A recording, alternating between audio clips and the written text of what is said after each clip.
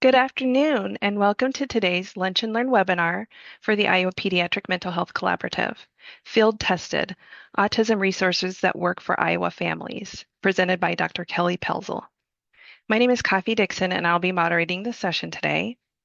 I'll cover a few housekeeping items before we get started.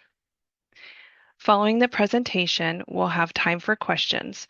Please use the Q&A feature in the webinar toolbar to submit your questions, and we'll cover as many as time allows. The webinar will be recorded, and the link will be shared in the follow-up email after the session. Instructions for how to claim credit will be uploaded to the chat, and I will also send it in the follow-up email after the session. So without further delay, it's my pleasure to introduce our presenter today. Dr. Kelly Pelzel serves as a pediatric clinical psychologist at ChildServe Iowa City. She also holds a clinical adjunct position in the College of Medicine and an adjunct position in the College of Education at the University of Iowa. Dr. Pelzel brings an abundance of experience, including over 15 years specializing in child clinical psychology with a focus on early childhood mental health and autism. As a licensed psychologist, Dr. Pelzel has an interest in infant and early childhood mental health, parent-mediated interventions, early detection of autism, and interventions for young children with autism. She is a certified trainer consultant for Project Impact and also provides training in Iowa PCIT. Dr. Pelzel earned a bachelor's degree from the University of Northern Iowa and her PhD from the University of Utah. She completed her predoctoral internship at Primary Children's Hospital in Salt Lake City and returned to Iowa for a postdoctoral fellowship through the University of Iowa's Leadership, Education, and Neurodevelopmental and Related Disabilities program. Well, welcome, Dr. Pelzel. Thanks, Kathy, and thanks for that nice introduction. Yes. I'm excited to be talking with you today about some resources and other information that hope you will find useful. We're going to have some time for questions and answer at the end too. So if there's something that you're kind of thinking about, be sure to utilize that question and answer box to be able to send it in. And we'll get to as many of those as we can as well.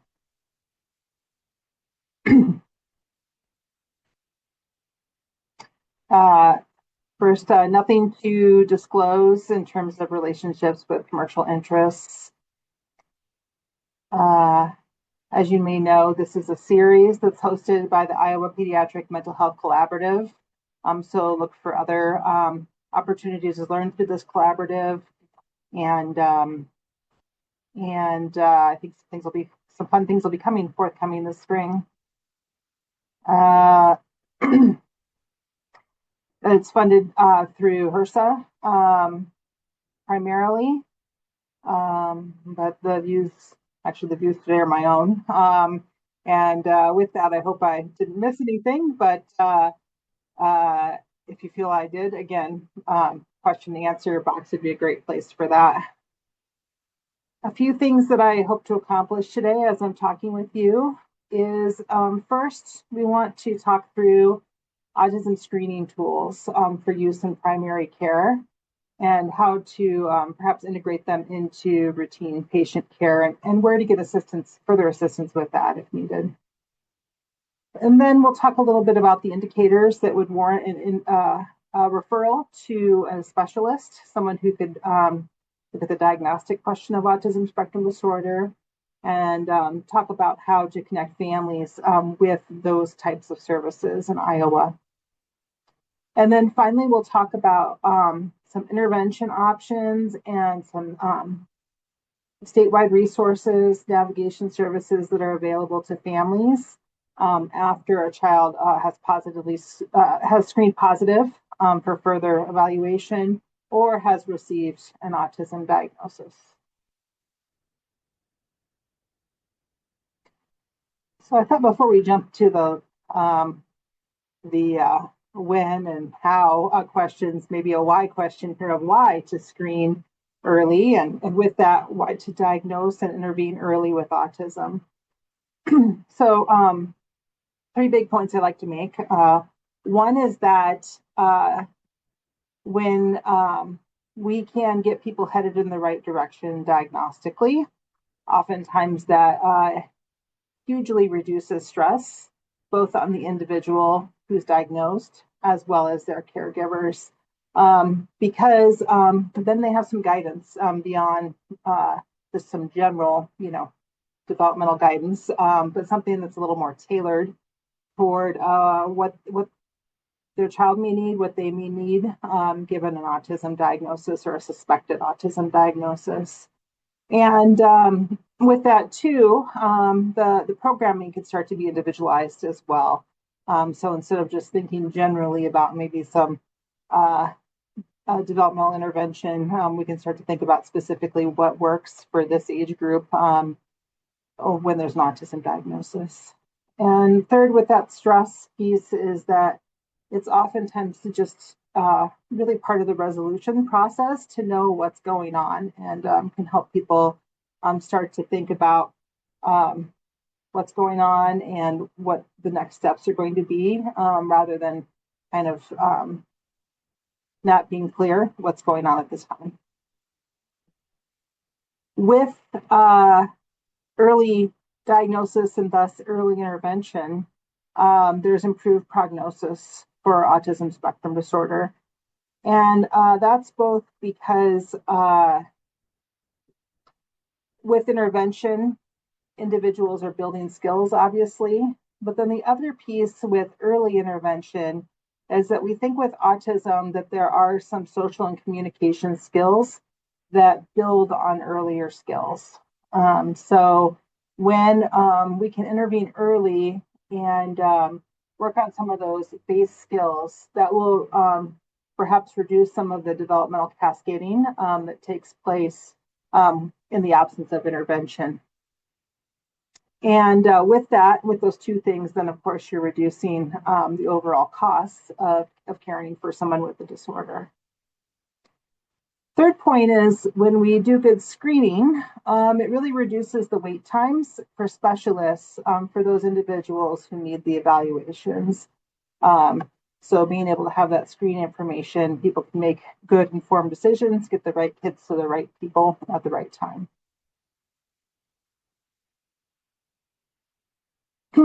Okay, so now let's start to talk about when to screen. So I know a lot of you on this webinar already have and know this information, but we're just going to review it, and perhaps it's new to some of you as well. But the American Academy of Pediatrics, first of all, recommends developmental surveillance at every well-child visit with follow-up screening should there be concerns. And in recent years in Iowa, one kind of surveillance system that we've been promoting and thinking a lot about is the CDC's Learn the Signs, Act Early materials. And again, I'm sure a lot of you are aware of those materials. I personally think they're very good. I love some of the integration they have in terms of like the phone app, where parents can watch little video clips of some of the skills as they're answering whether their child's able to do those skills at certain time points, certain ages. I just think that's so helpful to be able to show parents what you mean rather than just describe it with words. So I think that's a good set of materials for surveillance. Again, any concerns should be addressed with more standardized screening, like perhaps like ages and stages questionnaire or something comparable to that. So in addition to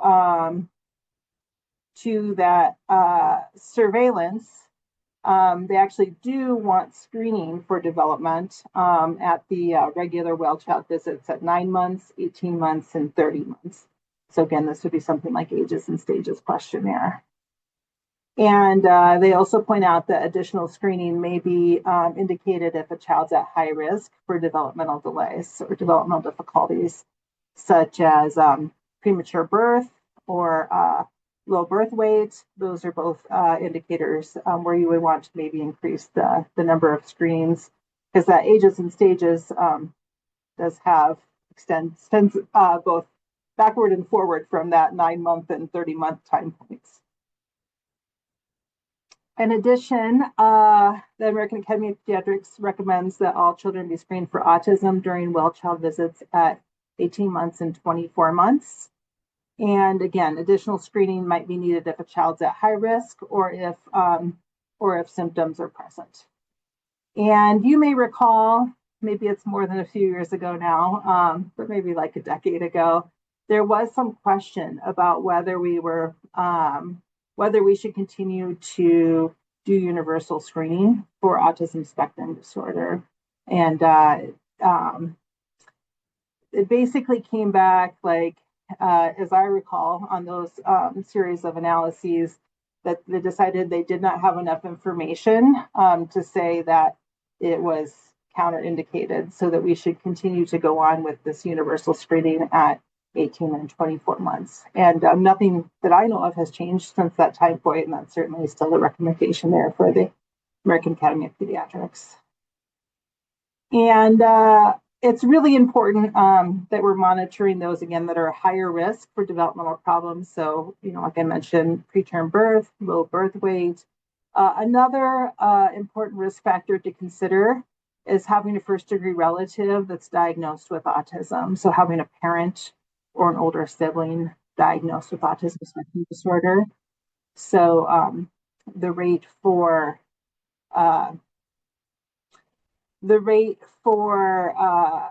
having autism, if you have an older sibling with autism, you're at about a 5-fold increase, or maybe 6-fold increase compared to the average child in the population. So I think the rate is 1 in 34 right now, and the rate actually, so more like a 7-fold increase. So the rate for siblings is 1 in 5.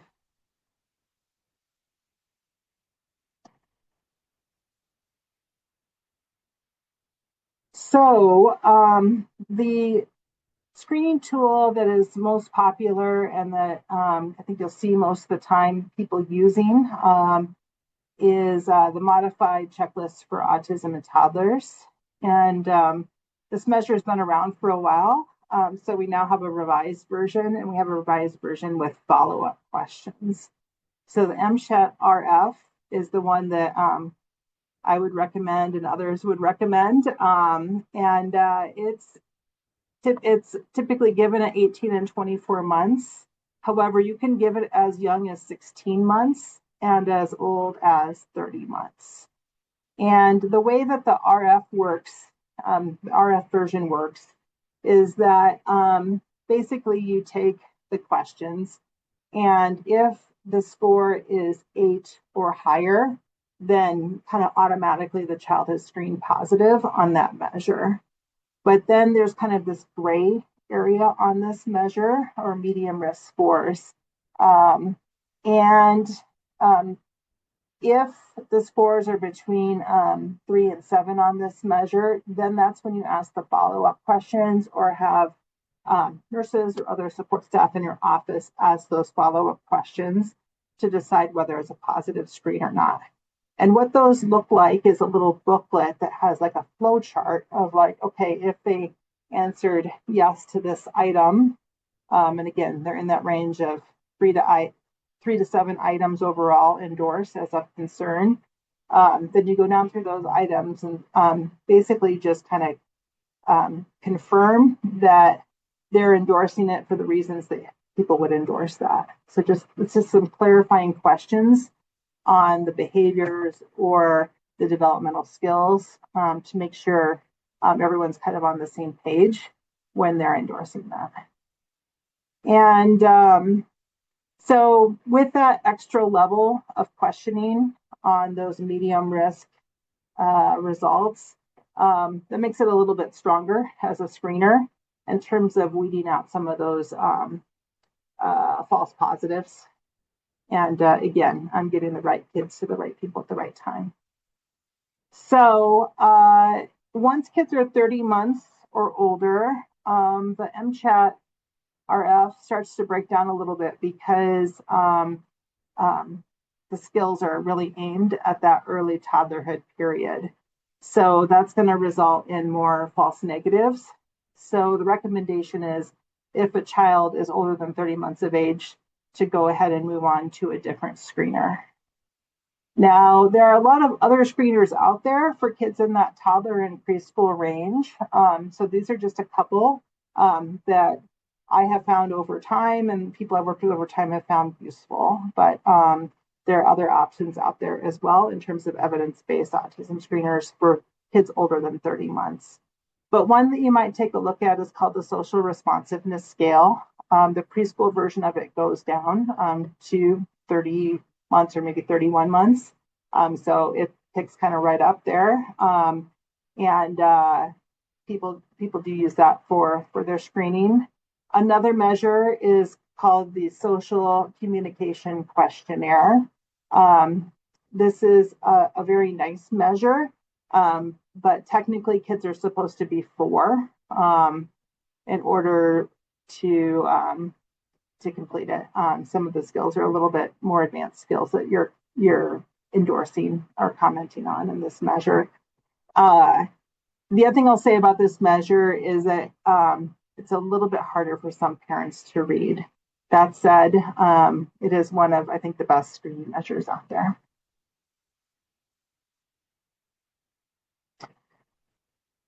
So again, you may have seen this flow chart at some point. This is basically just looking at something like the MChat, where you would have the parent completing the screening tool, likely like in the waiting room before the appointment. Something like the MChat can be put into your electronic health record system so that you can pull it up on the iPad or other tablet in the waiting room for families.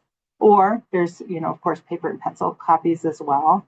And then it can be scored prior to the provider meeting with the family for the well child visit. So, if it's a negative screen, and as you're talking with the parents, there are no concerns, then you're really just providing those results, providing that anticipatory guidance on what they should expect next with social communication. And if it's at like the 18-month well child visit, then you're screening again at 24 months. If you're talking with people about the negative screen, but concerns come up either on their end or from what you're seeing in front of you, then you're going to further kind of discuss that and decide what you might do, in terms of monitoring that a little closer and certainly rescreening at the next visit, or if it rises to the level of wanting to put a referral in for some intervention services, or perhaps even some services with a specialist to take a closer look. Okay, so that's on kind of the negative screen side. And then, of course, on the positive screen side, when it's a positive screen, there is, immediate action that needs to be taken in terms of discussing results and working on referrals to specialists for evaluation and for intervention.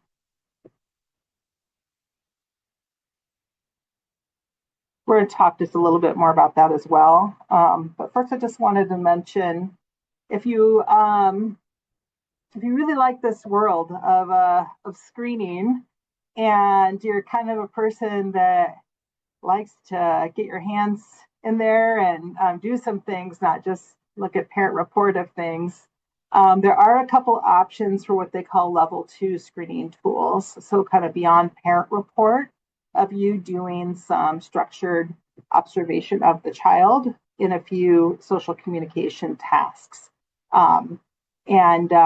So for a long time, for a while in Iowa, again, maybe a decade or so ago, maybe even longer at this point, we did quite a bit of training of providers and other people on this measure called the STAT, the screening tool for autism in toddlers, which has kind of a sweet spot of kids that are about 2 years old, but really can be used for kids as young as 14 months up to kids 47 months of age. And the idea is that you do this if you have a positive level 1 screen on like the MCHAT, and or like professional judgment. So maybe you have a negative screen, but you feel as though it may be a false negative. And the stat is great. It's a great measure. It still is a great measure, but it does take a bit of a time commitment. And I think it never caught fire, honestly, because of that big time commitment. It didn't seem big to maybe like a psychologist who does these long testing batteries, but for busy primary care practices, I could see where it created some burden. And that's true everywhere, not just in Iowa, And so more recently, another level 2 screener has been developed called the RITA-T, the Rapid Interactive Screening Test for Autism in Toddlers. And so it's for kids 18 months to 36 months old at risk for autism, again, based on positive screen on something like the MCHAT or your professional judgment. It, again, is very hands-on. You're doing things with the child to get your screening results, but it's quite a bit quicker than the stat. It also has really good psychometrics compared to like something like the stat and predictive power and all that. And it takes about 10 minutes or less to to administer and to score. So it's a quick measure. So again, if you like this kind of stuff and want to think about level 2 screening, I can connect you with people and you can learn more about your options there. But it's been a good thing to see something come on board that's a little bit faster and a little bit more possible for folks. So when we're thinking about when to refer for an evaluation, first of all, it's a pretty simple answer that we want you to refer if there is a positive screen, even at the 18-month mark. However, if you're really on the fence about whether to, you have a positive screen, but you're really on the fence about whether to refer or not because you just feel like the child is very, very young, or you're just very unclear what you're seeing. Couple things I would also consider that would bump me over, probably if I was a primary care provider, is if there was the presence of those risk factors for autism. So again, a first degree relative with autism, a history of like premature birth or low birth weight. Those are things that would lean me towards making that referral. The other thing that you may be able to look at, depending on how you've done your surveillance over time, is what's gone on with social communication over time. And this is not something that you can do retrospectively because people just have terrible memory for this. Parents, providers, people just don't do well with accurately remembering things going backward. But if you've kind of prospectively documented what's going on with social communication through surveillance tools like Learn the Signs, Act Early, and you've seen a drop off in social communication between about 9 months and 15 months, that is also something that certainly would be of concern and would make me feel very confident about like referring a child for autism evaluation, honestly, even at 15 months, but certainly at 18 months.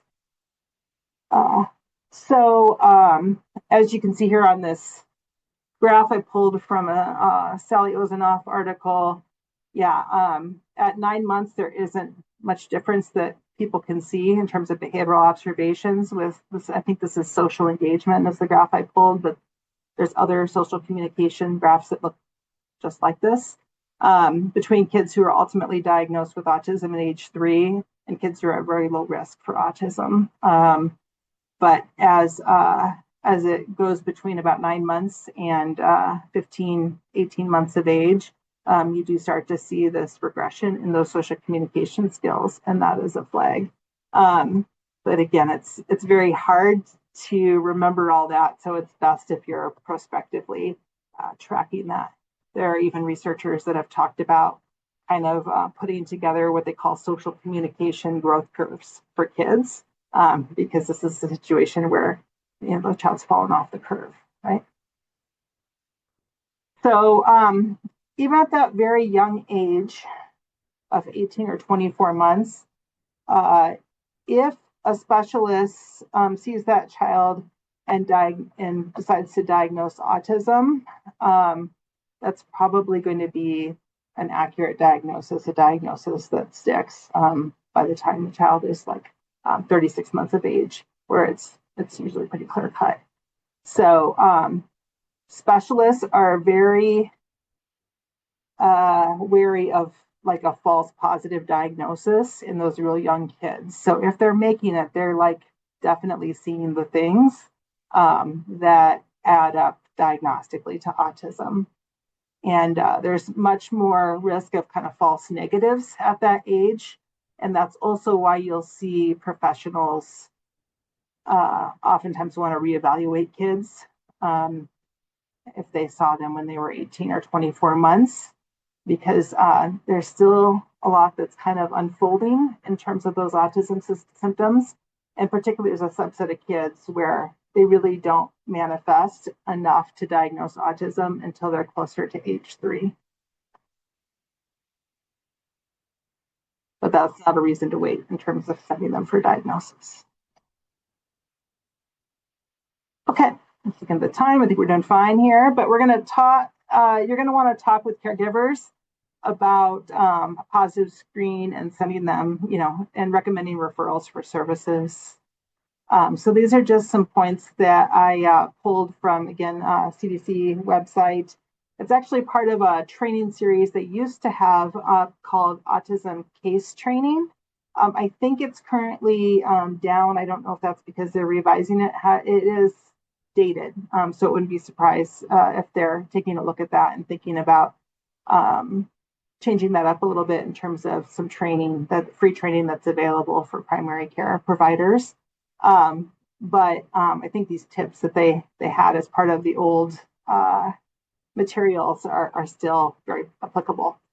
So you'll want to explain up front, that all kids at 18 months and 24 months are screened, like as they're being provided with the screener, that this isn't something different than, that you're seeing or anything, that's just what you do. And that really being able to clarify to parents that the screening, positive screening, does not mean the child's being diagnosed with autism, but this is really just a starting point for looking at this question and thinking about the child's development. You'll want to discuss the screening results in person. So this isn't something that should be delivered by phone or MyChart or something like that. If only one parent's present, offer to meet again with both parents or the parent and another support person, so people can be hearing the information if they're stressed by it. And if the child is under the age of 3, referring to what we call an Iowa early access is probably a good first step. So early access provides, early intervention services in the home or at the daycare for kids under the age of 3. And this is based on kind of a deficit model, a delay model, and not based on diagnosis. So early access isn't interested in like what diagnoses kids have necessarily in order to make them eligible for services. And also early access is not going to provide a diagnosis to this family. So if families are really hesitant on pursuing something diagnostically at this point, they can still pursue early intervention through Iowa's early access program and get interventionists working with them without any diagnosis in place. And if you are referring on to that specialist for an evaluation, you're going to want to be sure that the parents are understanding your concerns in addition to their own. So if you're seeing some of the same things that they're endorsing, especially if you're kind of like seeing them like in the moment, you know, as you're evaluating the child, it is okay to be, you know, describing that and talking about why you think this is an important reason for that specialist to take a look. But with that, of course, you're leaving room, you know, to anticipate a range of responses from that detailed evaluation. So, you know, it's going to be pretty general information like, hey, the child may be behind other children her age in this area, or seems to be having some more differences than we would expect. You know, the specialist knows a lot, will have a lot of experience in this area, is going to be able to make recommendations for us, those kind of statements. Again, early access is an important thing. Early intervention is an important thing. If you have someone in your office that can make the referral to early access or to other specialists, diagnosticians, or even just interventionists like speech language pathologists that provide outpatient services, like that's really good to be able to provide those direct referrals, particularly for parents who don't speak English or English is not their first language, to be able to help them in that way if they're interested in those services. You want to try to get a sense of whether parents are understanding and are likely to follow through. And if you have some concerns about that, go ahead and do a follow-up visit, maybe a few weeks later, okay? And be available as questions arise throughout the process. Let them know you're going to remain their primary care doctor. That's a misunderstanding that some people have, particularly if the specialist you refer to is a developmental pediatrician. Sometimes parents hear the word pediatrician in that and think that you're transferring care to that specialist, which is not the case. And if they want any information about support options, which are available prior to diagnosis as well as after. Okay, if this all sounds good to you, but you need some help in terms of setting this up in your practice, or some help in like just managing this all because you have a very busy practice, it's available in most areas of the state through the First Five program. And so First Five really is looking to support your use of developmental screening and then help connect your patients to resources. And so, you know, referrals can be made to them for them to do screening, but also they will work with you to get screening set up and working well within your practice as well, is my understanding. And this flyer is going to be sent out to you along with this map and then the contact information for all the basically regional coordinating sites that are listed here. So as you can see, there's just maybe a few areas of the state that aren't covered in terms of First Five, but for the most part, we're pretty well covered, and they're there to help people out in their screening needs.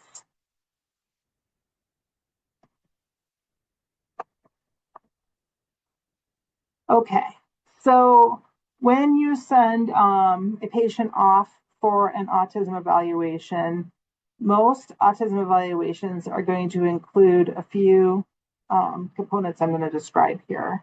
The first is some diagnostic interviewing. So the clinician is going to spend some time talking to the caregivers about the child's developmental history, early development, their social communication, both presently as well as in the past, if they're a little bit older, and then any restricted or repetitive interests or behaviors that the child is showing consistent with autism spectrum disorder. So they're going to ask a lot of questions around that.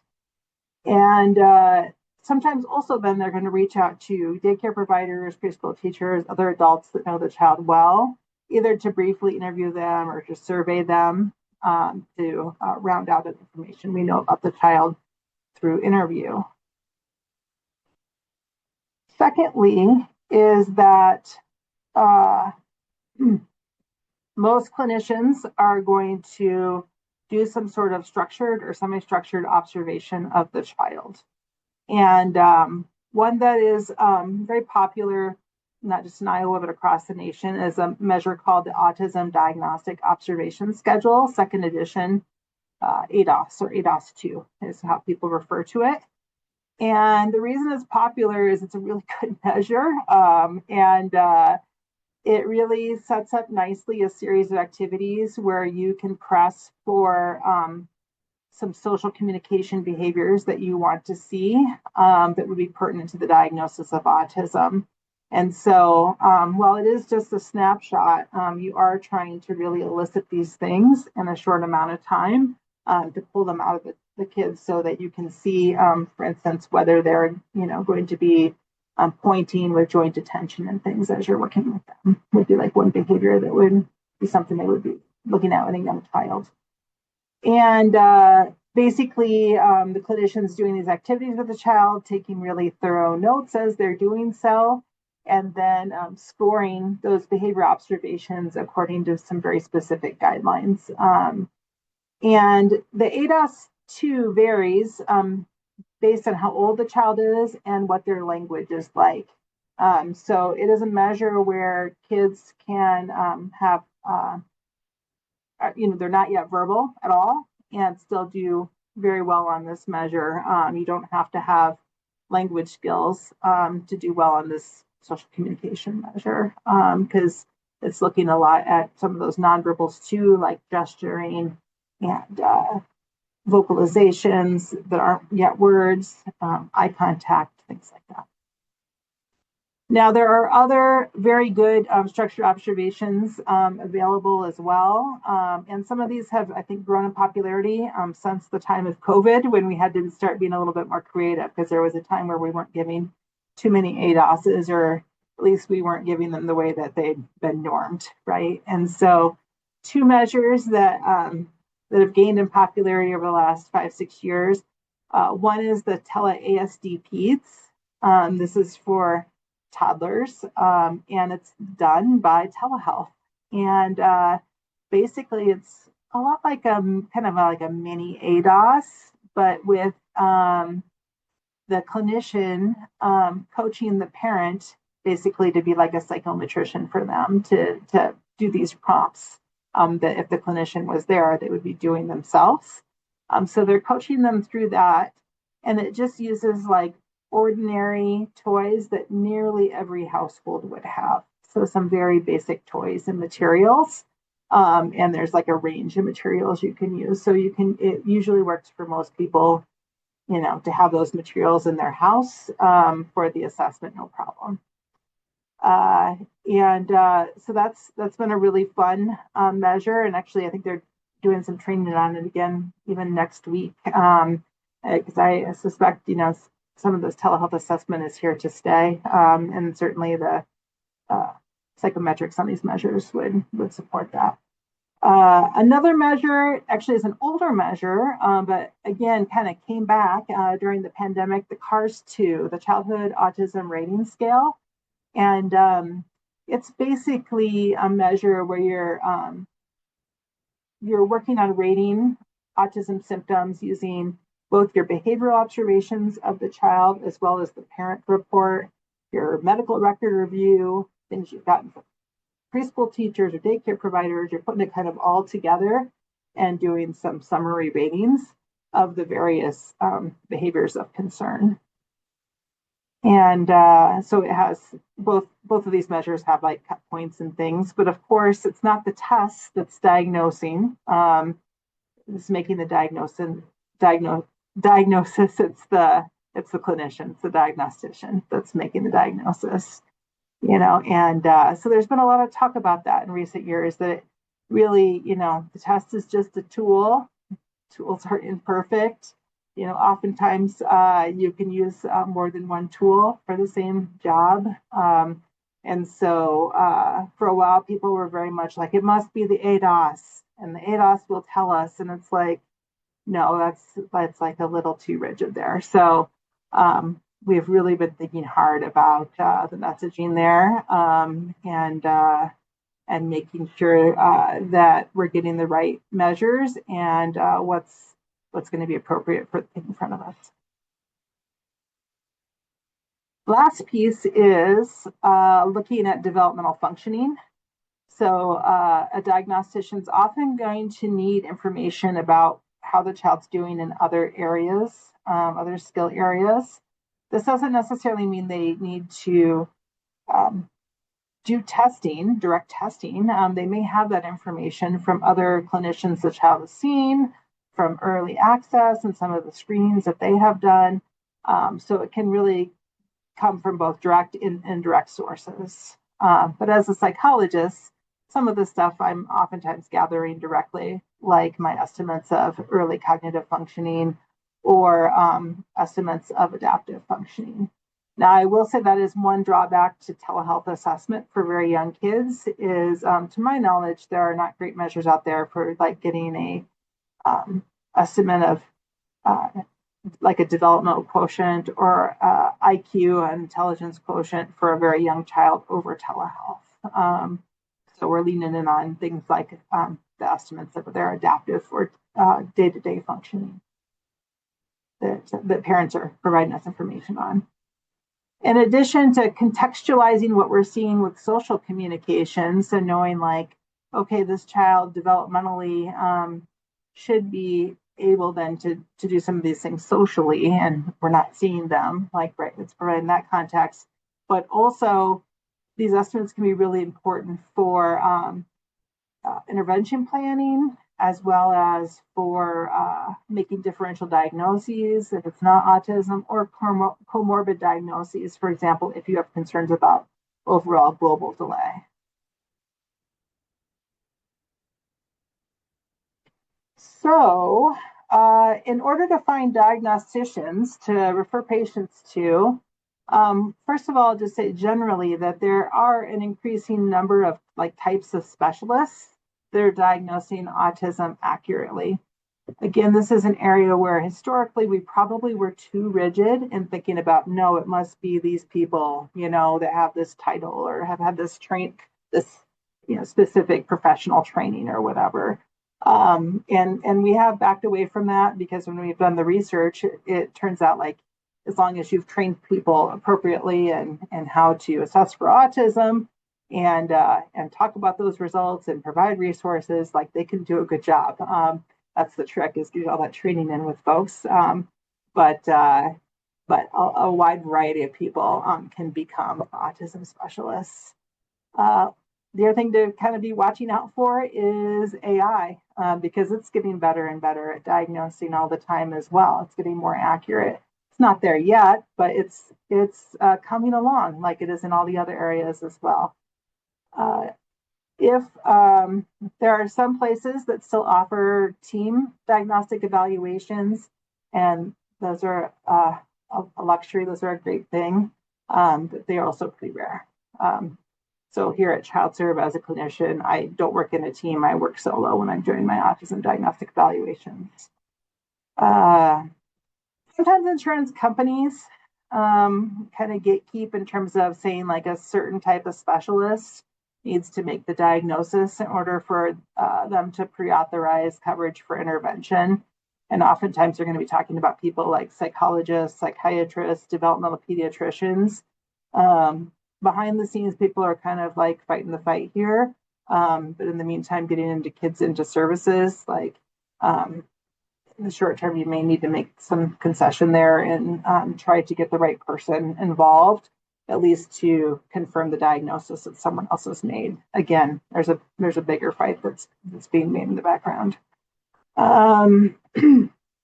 Regional Autism Assistance Program is, I think, a great go-to to help identify diagnosticians in your area that are working on questions of autism spectrum disorder. And they can also provide support to the patient's family while they're waiting for the evaluation. So Regional Autism Assistance Program is part of Child Health Specialty Clinics. And they, as you know, have regional centers around the state. And the RAP team is consists of the nurse practitioners and the nurses at the regional centers, as well as a professional called Family Navigator that's able to provide some direct support and communicate with the family regarding their needs. And RAP keeps information on providers all across the state that are doing high quality autism evaluations and can provide good guidance to families, but also to provide other providers, primary care providers, about your referral options in your area. And so I encourage you to make good use of this program. They just do excellent work, and they don't have that list of like diagnosticians published anywhere, and that's because things change so much all the time that it's really, really difficult to maintain that roster. And so if you call in or email in, they will work with you on that. But that's not like up on their website or anything like that. Their home offices are in the Center for Disabilities and Development building, those travel specialty clinic offices. And there's many nice resources up on their website, including some things that are helpful for talking with families after the evaluation. So they have like a booklet that's called like First Steps After Diagnosis, and talks about some of the things that I'm going to be talking to you about now.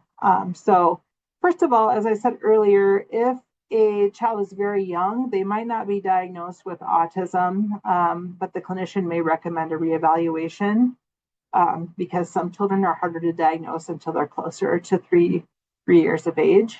I think this has happened to me as a clinician maybe about 3 times in the last year, 2-3 times in the last year, where I've asked people where they've come in like at 15 or 18 months, and it's just really not clear cut to me. But certainly there's developmental concerns. So they come back in closer to 2.5 or 3, and we take a look again.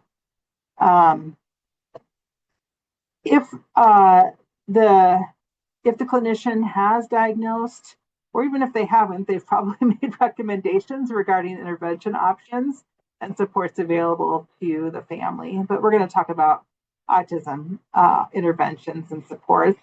And these are going to be very, very similar to what you might see in that First Steps book that Regional Autism Assistance Program put out. So this is just a list. I've certainly probably left things off of this list, but this is kind of just some big areas where we know there's good evidence base for the interventions.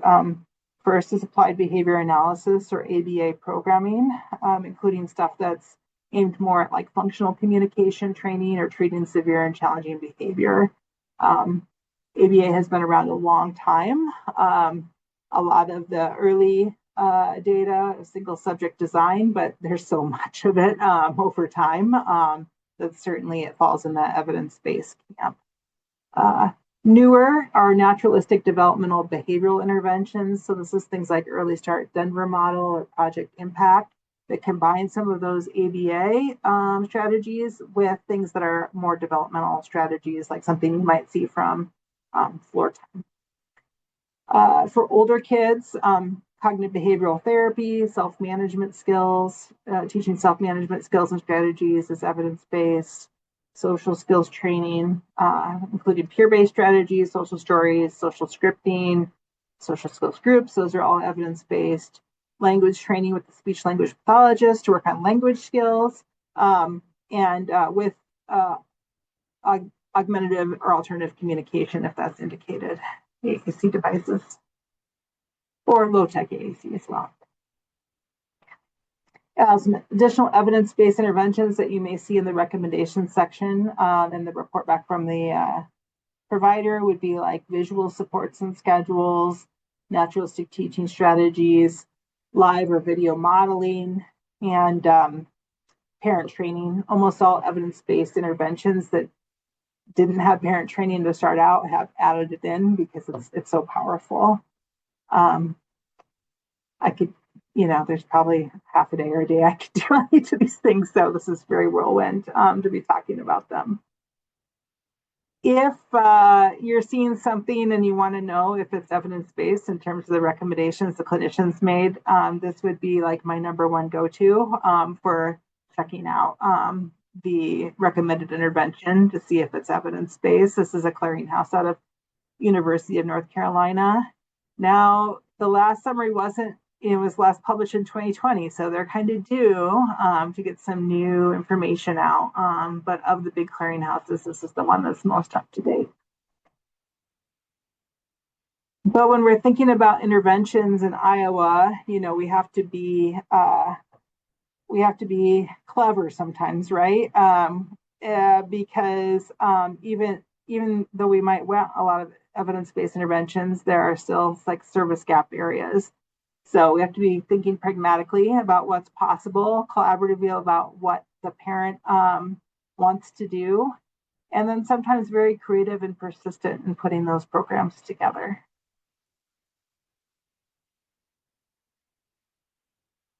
We're almost done here. So I want to talk about a few supports available to families. First, I've already mentioned autism, the ROUT program, Regional Autism Assistance Program. Those family navigators will continue to check in with families. I think on a quarterly basis to just see if they need anything. And then if they do need things, of course, they'll be in close communication with them to support their needs. Autism Society of Iowa is part of Autism Society nationally. It's a great organization, nonprofit.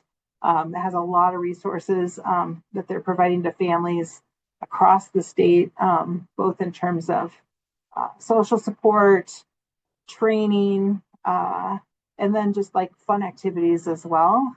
So I would definitely encourage people to connect with Autism Society of Iowa. Ask Resource Center is a nonprofit that, again, is statewide, helping families identify resources that are available to them. I think they do a particularly good job in helping families with questions about special education and how some of those things work.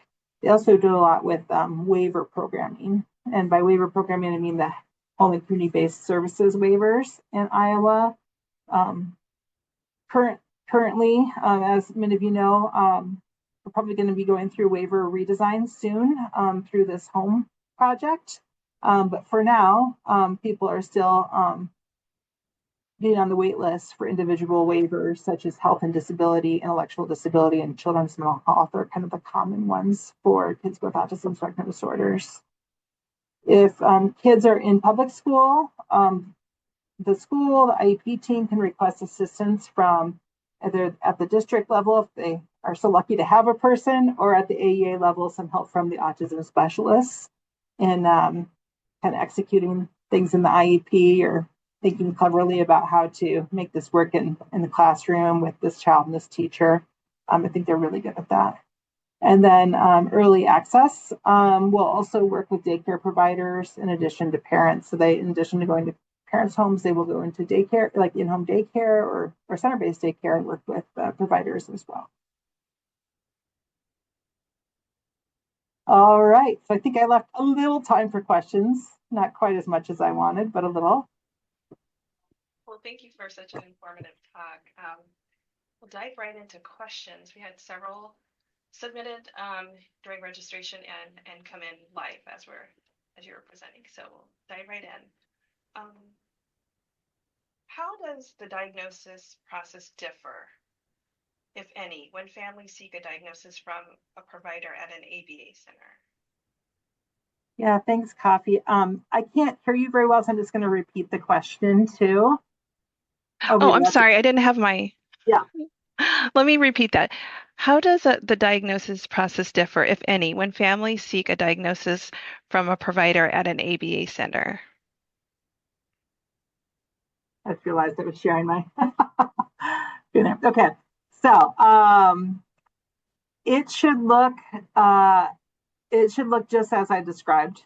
If you're seeking it from a provider working for an ABA center, they're still going to be following those same processes of parent interviewing, doing a observation, getting information about developmental functioning.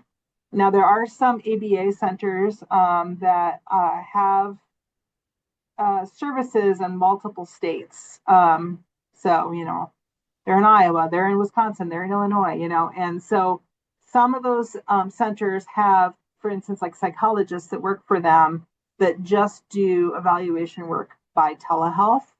But that can be done by telehealth, even with very young kids, using something like the tele-ASD PEDS. So as long as they're getting that information and doing those high quality observations, I would not have concerns about that. Okay, thank you. What can school psychologists do to help students with autism and their families?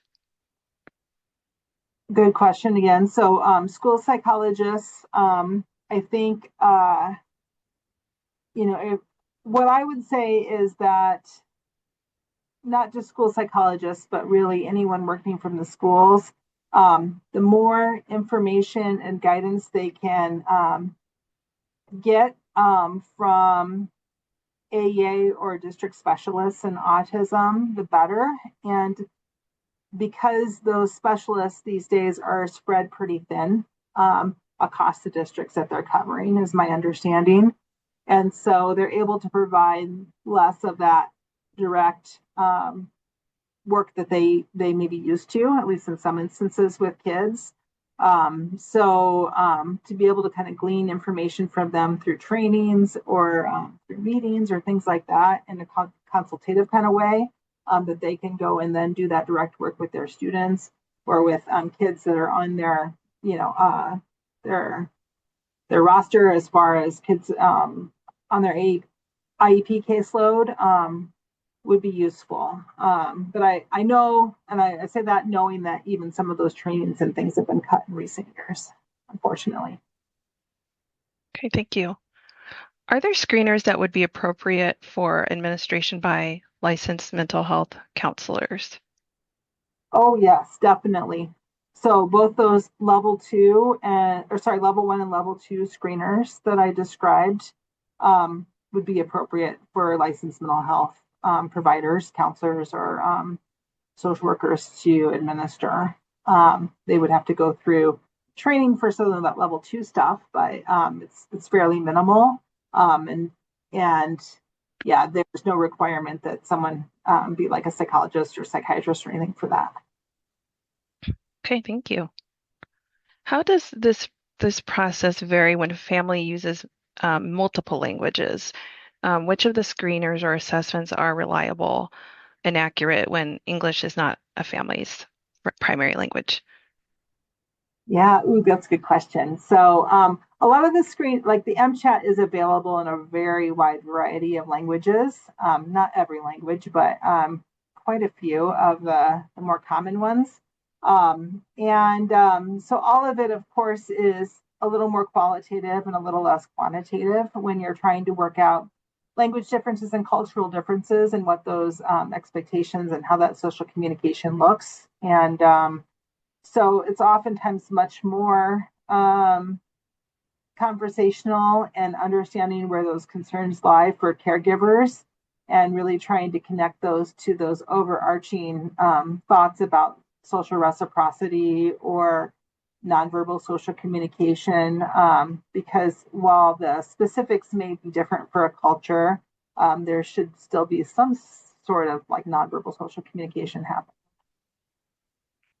Okay, thank you. All right, we'll Mm-hmm. try one more quick one maybe.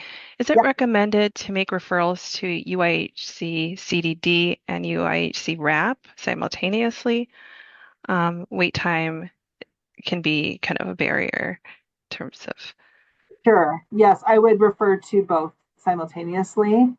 RAP to be able to provide that support while the family is waiting for their evaluation through CDD. Okay, Also, if you have concerns about weight anywhere, RAP can work with you or the family to think about what your other options would be. okay, thank you. Mhm. We are approaching 1 o'clock. Actually, we've reached 1 o'clock, so we'll close with a couple of announcements. I do want to point out that the handouts um, for RAP and for First Five are in the chat, and I will also send those in the follow-up email. Um, so in closing, the University of Iowa Carver College of Medicine is jointly accredited to provide continuing education for physicians, nurses, social workers, and physician associates. All other participants will receive a certificate of participation. Attendees are eligible to claim continuing education credit by completing the evaluation and downloading their certificate of participation. Instructions for how to claim credit. I uploaded that to the chat section, but I also send that in a follow-up email.